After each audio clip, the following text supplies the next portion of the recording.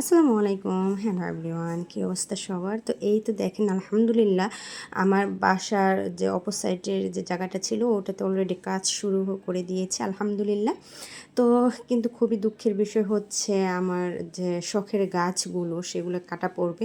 কলা গাছটা অলরেডি কেটে ফেলেছে। এখন এই যে দেখেন আমার এই বড়ই গাছটা কাটা পড়বে। প্লাস হচ্ছে আমার যে পেঁপে গাছটা একদম গাছ ভর্তি পেঁপে আসছে, তো সেটাও কিন্তু কাটা পড়ছে। তো এই কারণে মনটা অনেক খারাপ।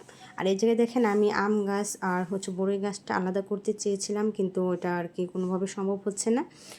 আর মানে গাছগুলোর জন্য খুবই খারাপ লাগছে। কেউ মনে করবেন না যে শো অফ করছি। আসলে এটা হচ্ছে আমি চেষ্টা করি আমার দৈনন্দিন জীবনে মানে কিছু কিছু মুহূর্ত আপনাদের সাথে শেয়ার করতে। তো জাস্ট ওটাই, অন্য কিছু না।